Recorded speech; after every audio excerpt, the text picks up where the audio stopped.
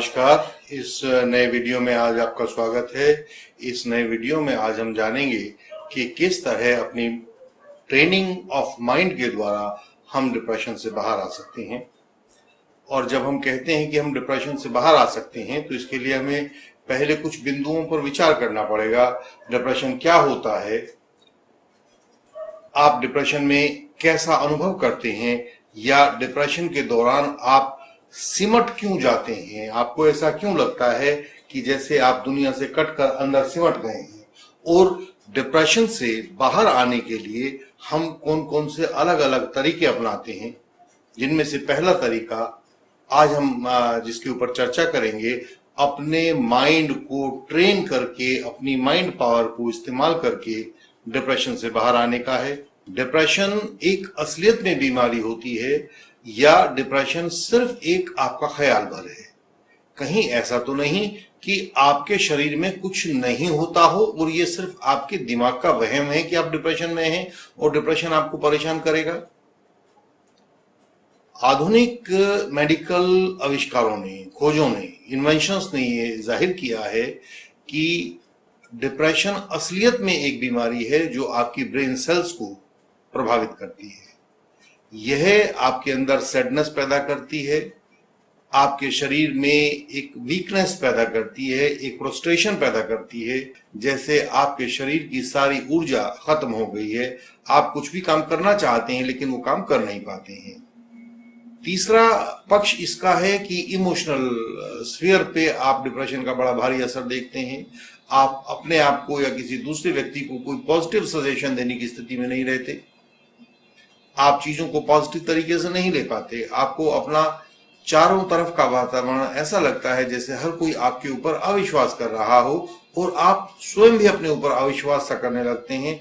आपको अपनी अर्थहीनता महसूस होने लगती है। इस तरह से अगर हम देखें तो डिप्रेशन असलियत में एक ऐसी अवस्था है जिसमें आपकी शारीरिक, मानसिक और भावनात्मक तीनों स्तर पर आपको परेशानी होती है। इस तरह से डिप्रेशन आपके हर लेवल ऑफ एग्जिस्टेंस पर एक विपरीत प्रभाव डालता है। ये देखा जाना जरूरी है कि डिप्रेशन के दौरान आप कैसा अनुभव करते हैं। इन सब चीजों को यहाँ एक लिस्ट में बना दिया है कि जब भी आपको कभी ऐसा लगे कि आप डिप्रेशन में हैं तो आप इस लिस्ट के साथ अपने आप को कंपेयर कर सकते हैं और देख सकते हैं कि क्या आप वास्तव में डिप्रेशन में हैं या कोई भ्रम इस प्रकार का आपको हो रहा है। तो डिप्रेशन के बारे में पहला है कि आपको हमेशा एक दुखी भाव नजर आता है। जब भी आप डिप्रेशन में होते हैं आप हमेशा एक सैडनिंग पोजीशन में रहती हैं, आपको हमेशा दुख भरा रहता है, आपको लगता है कि हर कोई आपके खिलाफ है। डिप्रेशन की अवस्था के दौरान आप आत्मग्लानि से भरे हुए पाए जाते हैं क्योंकि आपको कोई ऐसी चीज स्वीकार करनी पड़ती है जो आपको स्वीकार्य नहीं थी और जो आपको शुरू में अस्वीकार्य थी, जिसको आप लेना नहीं चाहते थे, वो चीज आपको लेनी पड़ती है। तो इससे आपके मन में एक पराजय का बोध आ जाता है। उस पराजय को लेकर आपके मन में आत्मग्लानि भरी रहती है, सेल्फ लोथिंग भरा रहता है। तीसरा पॉइंट इसमें आता है कि इस डिप्रेशन के दौरान आपको चारों तरफ ना उम्मीदी का माहौल नजर आता है, एक हेल्पलेसनेस और होपलेसनेस नजर आती है। आपको कोई उम्मीद नजर नहीं आती, आपको ऐसा नहीं लगता कि कोई आपको सहारा देने वाला है। मुश्किलें आती हैं, उम्मीद भी नजर आती है, लेकिन जब आपको उम्मीद नजर आनी बंद हो जाती है उस वक्त आप अपने आप को डिप्रेशन में मान सकते हैं। आपको लगता है कि आपको समझा नहीं जा रहा है, आपका परिवार वाले आपको नहीं समझते हैं, आपके सहयोगी आपको नहीं समझते हैं, आपके कलीग्स आपको नहीं समझते हैं, हर तरफ दुनिया का कोई भी व्यक्ति आपको समझने को तैयार नहीं है। एक ऐसा माहौल आपको अपने चारों तरफ नजर आता है। आपको लगता है कि सारी दुनिया जैसे आपसे वैर करने के लिए तैयार बैठी है। तो जब लगे कि कोई भी आपको समझने के लिए तैयार नहीं है, हर व्यक्ति आपके भीतर से गलती निकालने को तैयार है, तो ऐसे में यह आपका डिप्रेशन का एक लक्षण होता है। आप हमेशा खुद को सिमटा हुआ महसूस करते हो, आप बाहर की दुनिया से कटना चाहते हो, आप रोज घूमना जाना चाहते थे लेकिन अब आपका घूमने जाने का मन नहीं करता। रोज आप दोस्तों में बैठकर महफिल सजाते थे लेकिन अब आपका उस महफिल में जाने को जी नहीं करता, क्योंकि आप अपने भीतर सिमट रहे हो। डिप्रेशन के दौरान सबसे बड़ा लक्षण है कि आप अपने खुद के भीतर सिमटते चले जाते हैं, बाहर से आपका जुड़ाव कम से कम तर होता रहता है। और इसमें जो सबसे खतरनाक बिंदु आता है, इन सब कारणों के फलस्वरूप, इन सब कारणों के परिणाम से आपके मन में आत्महत्या का विचार पनपने लगता है, एक सुसाइडल थॉट पैदा होने लगता है। और ये खतरे की घंटी जैसा है। डिप्रेशन में अगर आपको किसी वक्त सुसाइडल थॉट दिमाग में आए तो समझिएगा अब देर करनी ठीक नहीं है और आपको उस समय किसी विशेषज्ञ की सहायता लेनी चाहिए।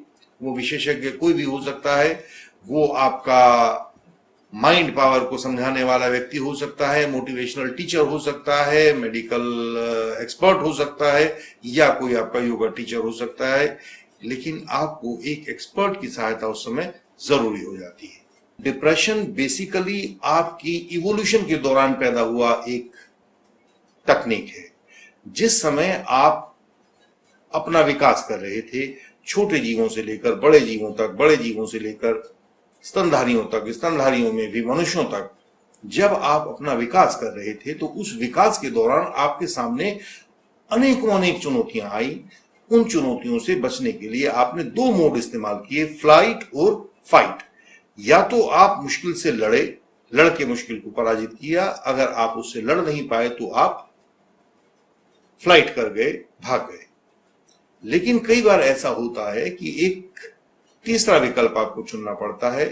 एक मेमना शेर के सामने आ गया, वो ना भाग सकता है ना लड़ सकता है। ऐसे में आत्मसमर्पण एकमात्र विकल्प बचता है।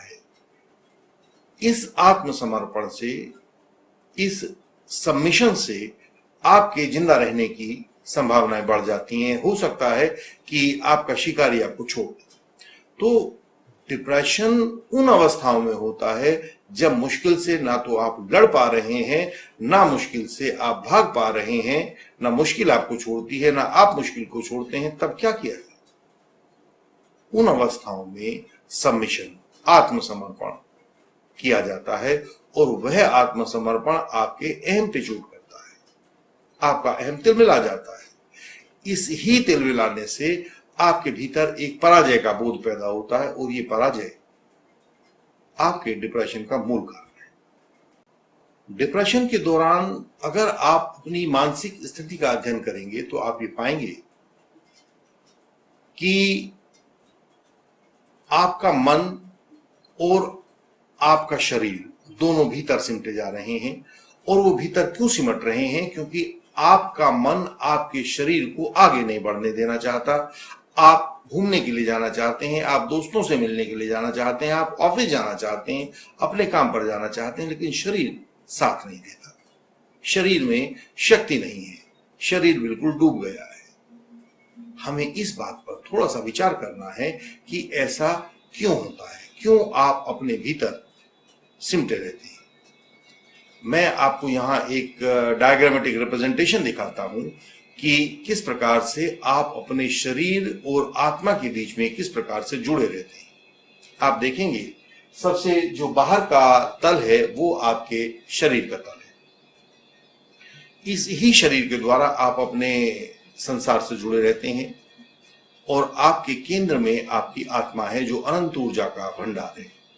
वहां की ऊर्जा कभी खत्म नहीं होती। आप जब थक जाते हैं, आपने अपने दैनिक जीवन में देखा है, जब भी आप थक जाते हैं तो आप सो जाते हैं और सोने के बाद आप अपने आप को ऊर्जा से भरपूर अनुभव करते हैं, क्योंकि उस वक्त आपका शरीर और मन दोनों सो गए थे और तब आपको आपकी सुषुप्त अवस्था में, आपकी डीप स्लीप के अंदर आपकी आत्मा से ऊर्जा प्राप्त हुई। उस ही ऊर्जा के कारण आप सोने के बाद बहुत फ्रेश महसूस करते हैं, बहुत ताकतवर महसूस करते हैं। यही ऐसा कुछ इस समय होने जा रहा है। डिप्रेशन के दौरान भी यही होता है। इसमें आप देखेंगे कि आपका मन आपके शरीर और आत्मा के बीच में एक बफर स्टेट जैसा है, जो शरीर को आत्मा की खबर देता है और आत्मा को शरीर की खबर देता है, दोनों के बीच में जुड़ा हुआ है। और इसके भीतर शरीर और आत्मा दोनों के ही गुण भी होते हैं। आपके मन में जड़ता भी होती है, आपके मन में चेतनता भी होती है। ये चीजों के साथ जुड़ जाता है तो ये जड़ता है। लेकिन यह सोच सकता है, यह रास्ता दिखा सकता है, तो यह इसकी चेतनता है। केवल मन ही एक ऐसा तत्व है आपके भीतर जिसमें जड़ता भी है और चैतन्य भी है। आपका शरीर जड़ पदार्थों से बना हुआ है, भौतिक पदार्थों से बना हुआ है। आपकी आत्मा मात्र चेतन है, उसमें कोई जड़ता नहीं है। लेकिन मन एक ऐसी सत्ता है, मन एक ऐसा तत्व है जिसमें जड़ता भी है, शरीर जैसी जड़ता है, लेकिन जिसमें आत्मा जैसी चेतनता भी है, चैतन्य भी है। तो मन के भीतर ये दोनों स्थितियां होती हैं, उसमें जड़ता और चेतनता दोनों होते हैं। तो इस वक्त मन के दो लेवल होंगे। डिप्रेशन के दौरान आपके मन का ऊपरी तल, जो कॉन्शियस माइंड है, जो आपके शरीर के संपर्क में रहता है, वह आपके शरीर को संदेश भेजता है कि अब ऊर्जा की कमी है, आप मुश्किल से लड़ नहीं पा रहे हो, इसलिए अपनी गतिविधि को कम करो, क्योंकि गतिविधि को बढ़ा रहने से आपको ऊर्जा खर्च होती रहेगी। तो ऊर्जा को बचाने के लिए आपका कॉन्शियस माइंड आपके शरीर को यह निर्देश देता है कि अब अपनी शारीरिक गतिविधियों को कम किया जाए, और इसके कारण आपका शरीर सुस्त हो जाता है, ढीला हो जाता है, और ऐसा लगता है जैसे कि बहुत कमजोरी छा गई हो, क्योंकि उसे अपने चेतन मन से, कॉन्शियस माइंड से ऐसा संदेश मिल रहा है। उसी तरफ जो मन का गहरा स्तर है, जो सब कॉन्शियस माइंड है, वह आत्मा के नजदीक है। वह आत्मा से ऊर्जा प्राप्त करने की कोशिश में लगा रहता है। तो शरीर भीतर चला गया कॉन्शियस माइंड के संदेश पर, जो सब कॉन्शियस माइंड है वह आत्मा की तरफ चला गया। तो इस समय आपके शरीर मन सबकी गति आत्मा की दिशा में होती है, आपके भीतर की ओर होती है। इसीलिए आप अपने आप को सिमटा हुआ महसूस करते हैं, अपने आप को शंक महसूस करते हैं। तो इसका कारण यह है कि आपका शरीर, आपका ऑर्गेनिज्म ऊर्जा ढूंढने के लिए आपकी आत्मा के पास जाना चाहता है, और इसीलिए वो शंक हो गया है, वो भीतर चला गया है। ऐसी अवस्था में जब आपका शरीर शांत होने की तरफ हो, कमजोरी का सामना कर रहा हो, और मन भीतर से आत्मा के पास से ऊर्जा लेने की कोशिश कर रहा हो, ताकि आपके शरीर को रिवाइव कर सके, आपका रिवाइवल सुनिश्चित किया जा सके, तो ऐसे में आप क्या करें? ये बड़ा प्रश्न है कि ऐसे में आप क्या करें। इसके लिए आपको अपने मन और शरीर का साथ देना होगा। इसमें दो विधियां करनी होंगी। पहला, आप अपने मन को शांत करेंगे, और दूसरा, आप अपने शांत मन के बाद जब सब कॉन्शियस माइंड पर पहुंचेंगे, अवचेतन मन पर पहुंचेंगे, तो वहां से आत्मा के भीतर से, आत्मा के भंडार के भीतर से आप अपनी ऊर्जा को ग्रहण करेंगे। दो स्थितियां हैं, मैंने यहां आपको ग्राफिक के द्वारा समझाने की कोशिश की है, आप कृपया उसको देखिएगा। पहली स्थिति है कि आप अपने मन की सहायता करेंगे और खुद से भागेंगे नहीं, अपनी कमजोरी को छिपाएंगे नहीं, उससे डरेंगे नहीं, उसका सामना करेंगे। क्योंकि जब आपके भीतर डिप्रेशन पैदा हुआ तो किसी मुश्किल के परिणाम स्वरूप हुआ, किसी मुश्किल से हार मानने के कारण हुआ। तो आपको जानना होगा कि वो कौन सी स्थितियां थी जिनके कारण आपको लड़ाई में समर्पण करना पड़ा।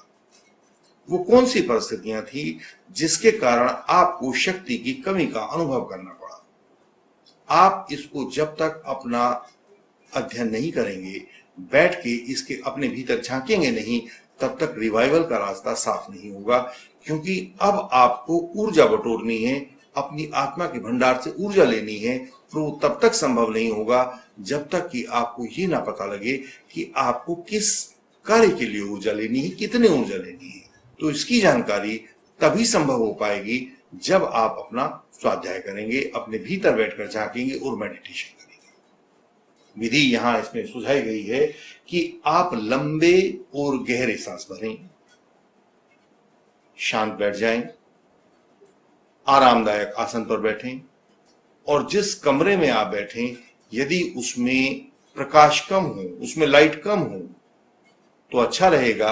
क्योंकि प्रकाश आपको भीतर जाने से हमेशा रोकता है, वो आपको बाहर की ओर आकर्षित करता है।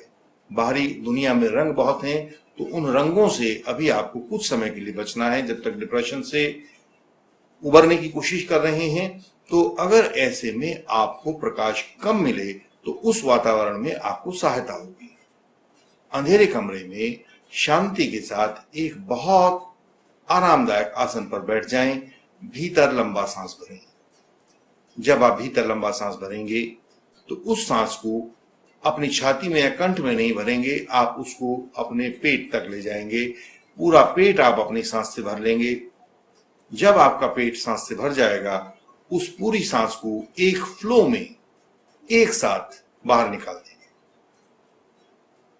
आप दो काम कर रहे हैं, लंबी गहरी सांस भर रहे हैं और उस सांस को बाहर निकाल रहे हैं। आपने अनुभव किया होगा और उसको आप अब भी करके देख सकते हैं कि जिस वक्त आप भीतर सांस ले जाते हैं, सांस भीतर ले जाने के बाद जब आप अपने भीतर झांकेंगे तो आप पाएंगे कि आपके विचारों का प्रवाह रुक सा गया है, आपके विचार शांत होने लगे हैं। लेकिन इससे भी अधिक शांति तब आप अनुभव करेंगे जब आप सांस को बाहर निकालकर अपने भीतर झांकेंगे। सांस को भीतर करना पूरक कहलाता है, उसको रोकना कुंभक कहलाता है और सांस को बाहर निकाल देना रेचक कहलाता है। तो जब आप पूरक करते हुए सांस को भीतर लेते हैं तो आपके विचार चलते हैं, लेकिन जिस समय आप कुंभक कर लेते हैं, रुक जाते हैं, सांस को भीतर रोक लेते हैं, तो आपके विचार शांत होने लगते हैं।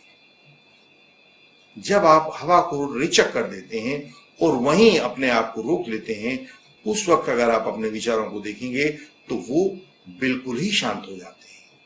तो जैसे जैसे आपकी प्राणवायु बाहर निकलती है, आपके विचार शांत होने लगते हैं।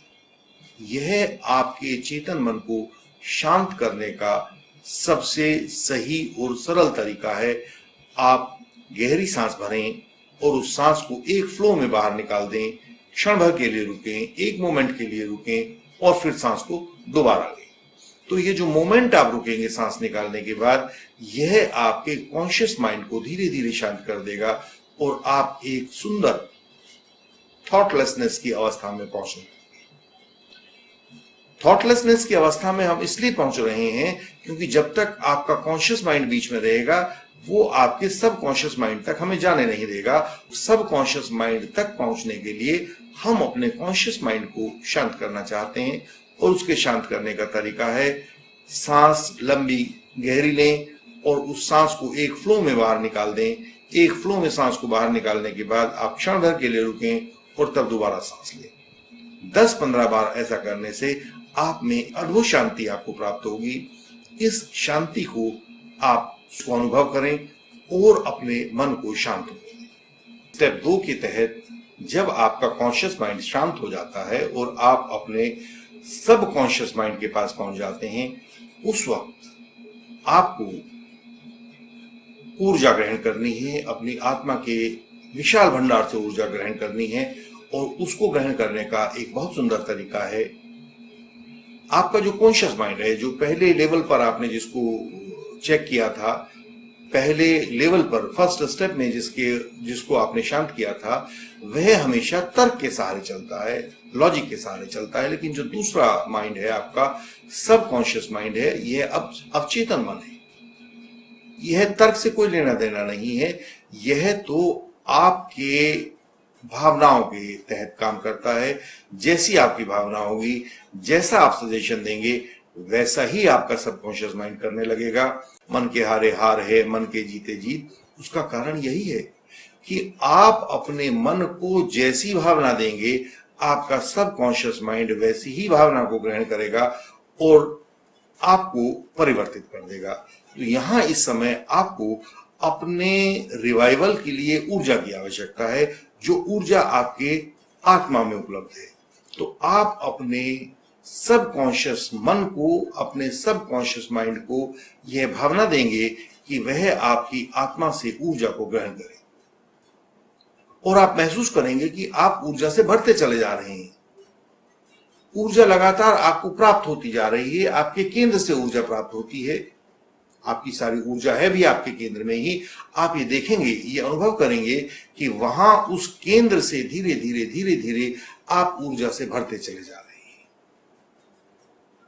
आपका जो सबकॉन्शियस माइंड होता है यह फैक्ट और फैंटेसी के बीच का कोई भेद नहीं जानता। इसे पता नहीं चलता कि कब आप इसे फैक्ट बता रहे हैं और कब आप इसे कोई फैंटेसी दे रहे हैं, कब आप इसको कोई फैक्ट बता रहे हैं, कब आप इसको कोई सजेशन दे रहे हैं। इसको तो जो भी आप भावनात्मक रूप से बताएंगे, यदि आपका संकल्प दृढ़ है तो आपका सबकॉन्शियस माइंड, आपका अवचेतन मन उस संकल्प को ग्रहण करेगा और जैसा आप संकल्प करोगे वैसा ही आपका अवचेतन मन परिवर्तित होता चला जाएगा। जैसा कि अब आप संकल्प करेंगे कि आपका मन ऊर्जा से भरा चला जा रहा है, जो कमी आपको ऊर्जा की महसूस हो रही थी वह कमी अब आपको नहीं रही, क्योंकि आपने वह सारी ऊर्जा अपनी आत्मा के स्रोत से प्राप्त कर ली। जब आप ऐसा संकल्प करते हैं, जब आप उच्च प्रकार का संकल्प करते हैं, कोई भी अच्छा संकल्प करते हैं, तो आपका अवचेतन मन उस संकल्प को पूरा करने के लिए दौड़ पड़ता है। आपका अवचेतन मन इस अवस्था में भी ऊर्जा लेने के लिए आत्मा के स्तर तक जाएगा, वहां से ऊर्जा लेकर आएगा और आपके दूसरे अस्तित्व के हिस्सों को थमा देगा, आपके शरीर तक भेज देगा, आपके कॉन्शियस माइंड तक भेज देगा। अगर आपका संकल्प दृढ़ है, अगर आपकी भावना प्रचंड है, स्पष्ट है, तो सबकॉन्शियस माइंड आपको ऊर्जा से भर देगा। इस अवस्था में एक थोड़ा सा विचार करने जैसा मुद्दा भी है। जब आप अपने सबकॉन्शियस माइंड के साथ कोई भी प्रयोग करते हैं तो कई बार अचानक आपको ध्यान करते करते, भावना करते करते डर जैसा कुछ लगने लगता है, और वो बहुत साधारण बात है, क्योंकि आपके मन में इस जन्म की, पिछले जन्मों की अनेक यादें भरी हुई हैं, अनेक स्मृतियां भरी हुई हैं। तो पता नहीं कौन सी स्मृति कब आपको किस रूप में डाल दे। उससे डरने जैसा कुछ है नहीं, क्योंकि वो कुछ भी वास्तविक नहीं होता, वो मात्र एक याद होती है।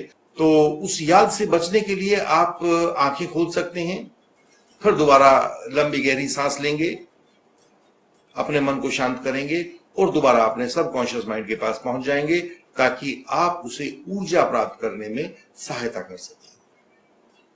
सबकॉन्शियस माइंड का केवल एक ही मंत्र है, आपका दृढ़ संकल्प, आपकी मजबूत इच्छा शक्ति, आपका सजेशन।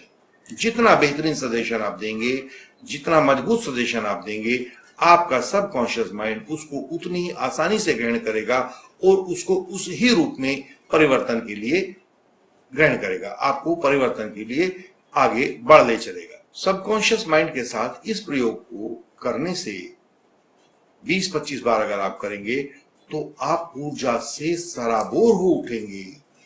आप देखकर हैरान रह जाएंगे कि जो डिस्पोंडेंसी आप पहले अनुभव कर रहे थे, जो कमजोरी आप अनुभव कर रहे थे, उसकी जगह तो शक्ति का संचार हो गया है। आप ऊर्जा से भर उठे हो, आप में नया जागरण आ गया है। और ये कहने भर की बात नहीं है, आप इसे अनुभव करेंगे और अनुभव करने के लिए आपको इस अवस्था तक जाना होगा, तभी आप अपना एक सही रिवाइवल हासिल कर पाएंगे।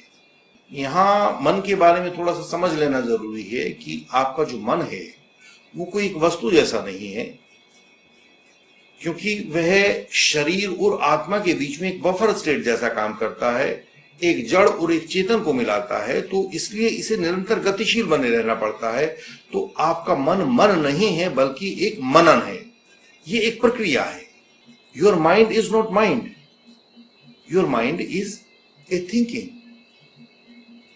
आप हमेशा सोचते ही रहते हो और यह विचार श्रृंखला ही अपने आप में मन है। तो इस विचार श्रृंखला को जब भी आप पॉजिटिव दिशा में ले चलेंगे, जब भी आप सकारात्मक दिशा में ले चलेंगे, तो यह आपको आपकी आत्मा से अखंड ऊर्जा प्राप्त कराएगा और उसे आपके शरीर पर भेजता रहेगा। आपको जीवन में कभी ऊर्जा की कोई कमी अनुभव नहीं होगी। इस ऊर्जा के आधार पर आप स्वयं का जीवन परिवर्तित कर सकते हैं। उस स्वयं के जीवन से आप संपूर्ण विश्व को परिवर्तित कर सकते हैं, लेकिन ये तभी हो पाएगा यदि आप अपने चेतन और अवचेतन मन को इस प्रकार से ट्रेन करेंगे कि वह आपकी आत्मा से लगातार ऊर्जा लेता रहे और उस ऊर्जा को आपके शरीर पर, आपके कॉन्शियस माइंड के लेवल पर उपलब्ध कराता रहे। आज हमने देखा कि किस प्रकार से हम गहन विषाद की स्थितियों में, गहन डिप्रेशन की स्थितियों में अपनी आत्मा से ऊर्जा प्राप्त करके अपना रिवाइवल हासिल कर सकते हैं।